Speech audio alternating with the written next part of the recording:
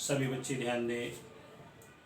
आज हम पढ़ेंगे motion of A charge particle in a uniform magnetic field. यानी जब किसी समान मैग्नेटिक फील्ड में कोई चार्ज पार्टिकल्स गति करता है तो उसके ऊपर क्या प्रभाव पड़ता है, ये हम पढ़ेंगे। यहाँ ध्यान दीजिए, Q एक चार्ज पार्टिकल है जो पॉइंट P पर है, और ये जो आप खुली किताब जैसी देख रहे हैं, इसमें ये ऊपर की डायरेक्शन जेड एक्सिस के अलोंग है, और ये जो नीचे का पेज है ये एक्स एक्सिस के अलोंग है, और इसका जो एज है जहाँ से ज्वाइंट है ये वाई एक्सिस के अलोंग है। यानी these are the three mutually perpendicular axis, यानी तीन एक दूसरे की लंबवत एक्सिस है।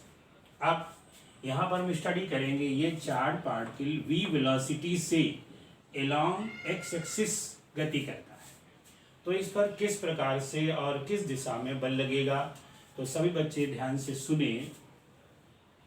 जब कभी कोई चार्ज पार्टिकल किसी मैग्नेटिक फील्ड में गति करता है तो उस पर एक बल कार्य करता है, और यह बल उसकी गति की दिशा और मैग्नेटिक फील्ड की दिशा दोनों के लंबवत यानी दोनों के परपेंडिकुलर काम करता है। और जैसा कि आप फिगर में देख रहे हैं, ये दोनों एक्स और वाई एक्सिस में है और बल लग रहा है जेड एक्सिस में। तो इसी चीज़ को, और इस फोर्स का नाम होता है लॉरेंट फोर्स। सभी बच्चे ध्यान दें। When A charge particle moves in a uniform magnetic field, a force acts on the charged particles, and that force is known as Lorentz force, and the direction of the force is perpendicular to both magnetic field and direction of the motion. ये होता है यहाँ पर। अब यहाँ पर हम लिख रहे हैं फोर्स जो ये एक्ट कर रहा है। अब यहाँ पर हम लिखते हैं व्हेन या if a charge particle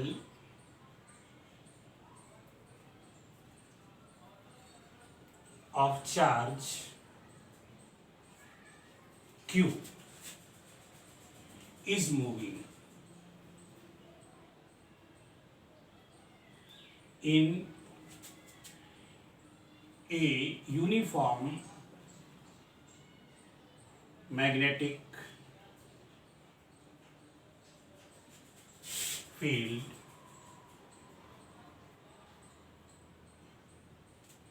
B, making an angle theta with the magnetic field.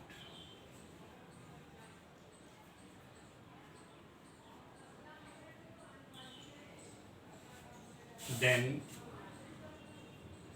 force F is equal to Q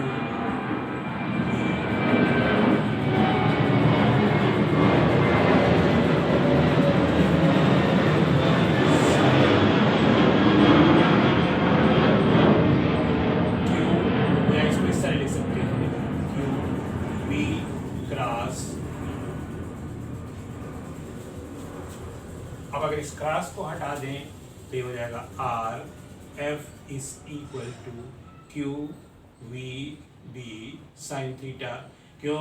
vector में सभी बच्चों ने पढ़ा है कि क्रॉस प्रोडक्ट में साइन थीटा आगे जुड़ जाता है, तो F is equal to Q V B sine theta. ये ध्यान रखिए, ये इक्वेशन वेक्टर फॉर्म में लिखी थी और ये इक्वेशन स्केलर फॉर्म में लिखी हुई है। सभी बच्चे समझ गए होंगे कि यहाँ पर v is the velocity of the charged particles and b in this capital B is the strength of the magnetic field, या इसको मैग्नेटिक इंडक्शन भी कहते हैं। और ये दोनों एक मतलब एक ही प्लेन में चल रहे हैं, और तो जो फोर्स लगेगा इन दोनों के प्लेन के परपेंडिकुलर फोर्स ऊपर की ओर लगता है, ये जैसा कि आप फिगर में देख रहे हैं। अब तो एक ही जनरल फार्मूला आ गया कि force on the charge particle F is equal to Q V B sine theta. सभी बच्चे इस फार्मूले को याद रखेंगे। अब इधर ध्यान दीजिए, इफ अब ये यहाँ दूसरे में यहाँ पर 90 डिग्री का एंगल है। If theta is equal to 90 degree, यानी जो वेलोसिटी है वो मैग्नेटिक फील्ड के साथ 90 डिग्री का एंगल बनाती है। Then force F is equal to Q V B and sin 90, and you know value of sin 90 is 1, therefore ये जो फोर्स आएगा ये F max हो जाएगा, यानी अधिकतम फोर्स हो जाएगा। therefore F max is equal to Q V B। सभी बच्चे समझ गए होंगे, ये मैक्सिमम फोर्स लगेगा। क्यों? इसकी सबसे जो बड़ी वैल्यू है वो 1 होती है, दैट इज sin 90, और इस तरह से जो फोर्स आएगा वो ये हो जाएगा। अब इसी के आधार पर हम मैग्नेटिक फील्ड की डेफिनेशन लिखेंगे। ध्यान दीजिए, इस फार्मूले को सभी बच्चे याद करेंगे, इसको भी याद कर लेंगे। सब मैं लिखे देता हूँ यहाँ पर। ये फार्मूला है, एक जनरल फार्मूला है, ये फार्मूला नंबर 1 हो गया, और ये तो एक विशेष कंडीशन से फार्मूला आया है।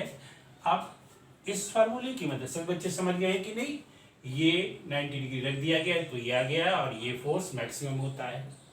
अब यहाँ पर अब हम लिखेंगे यूनिट ऑफ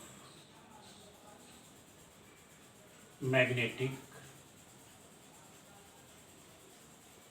फील्ड। बेटा सभी लोग ध्यान से समझे, बहुत इजी है। Unit of magnetic field. अब यहाँ ध्यान दो, अभी भी सामने आप देख रहे हो, तो यहाँ पर आप लिखेंगे वी हैव या वी नो, क्या जानते हैं, F is equal to Q V B. Therefore, या पूरा लिख दे, Q V B sine theta, general formula लिख देते, Q V B sine theta. अब therefore B is equal to F upon, ये B छोड़ दे तो ये हो जाए क्यू वी साइन थीटा। अब यहाँ पर है if theta is equal to, या एक तरफ से if F is equal to 1 newton, Q is equal to 1 coulomb,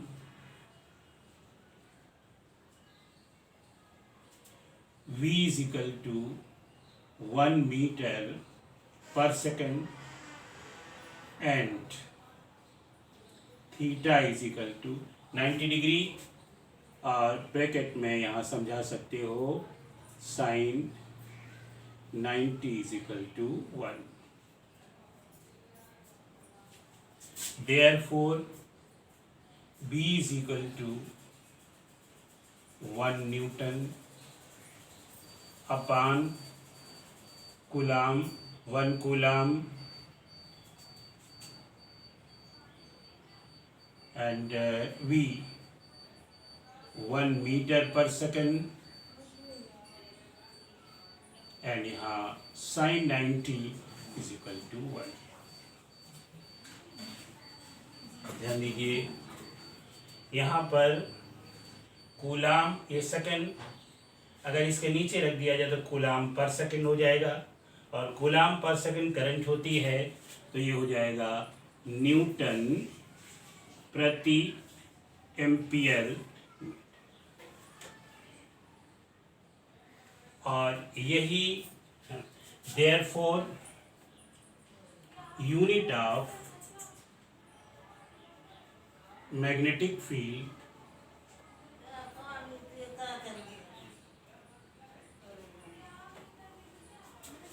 is equal to newton प्रति एम्पियर मीटर, है ना, and it's known as tesla. इसी को हम टेस्ला भी कहते हैं। ध्यान रखें, ये यूनिट हो गई और इसका नाम टेस्ला है। अब इसी को हम डिफाइन कर सकते हैं। अब सभी बच्चे देखेंगे हम इसको किस प्रकार से डिफाइन करते हैं। यहाँ पर इसकी डेफिनेशन पहले समझ लो कैसे डिफाइन होगी। यहाँ पर लिखेंगे इफ, इसी को देखकर इफ, यहाँ ये है ना, if 1 coulomb charge is moving with velocity 1 meter per second, with 1 coulomb of charge moving with velocity 1 meter per second perpendicular to a magnetic field experiences a force of 1 Newton, then unit of force is 1 Tesla. And unit of force is 1 Tesla. बिल्कुल इसको देख कर लिखेंगे क्या, if 1 coulomb of charge, इधर ध्यान दें, लिखेंगे हम तो टाइम इसमें लगेगा। if 1 कूलम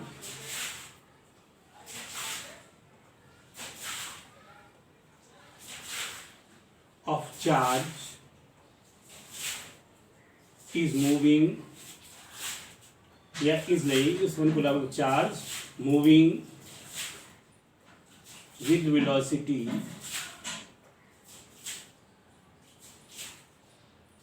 1 मीटर पर second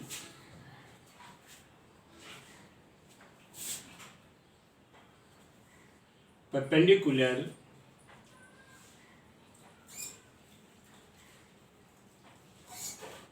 to a magnetic field, perpendicular to a magnetic field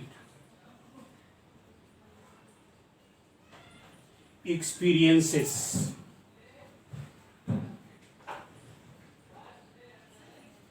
a force of 1 Newton, then unit of magnetic field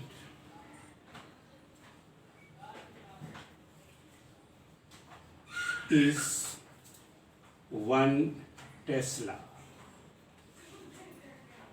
ये टेस्ला या मैग्नेटिक फील्ड की यूनिट की डेफिनेशन हो गई। If 1 coulomb of charge moving with velocity 1 meter per second perpendicular to the magnetic field experiences a force of 1 Newton, then unit of magnetic field is 1 Tesla. सभी बच्चे समझ गए होंगे, ये डेफिनेशन याद कर लीजिएगा और ये जो समझाया गया इसे भी समझ लेंगे तो आगे अन्य जो टॉपिक है उनके करने में सुगमता हो जाएगी।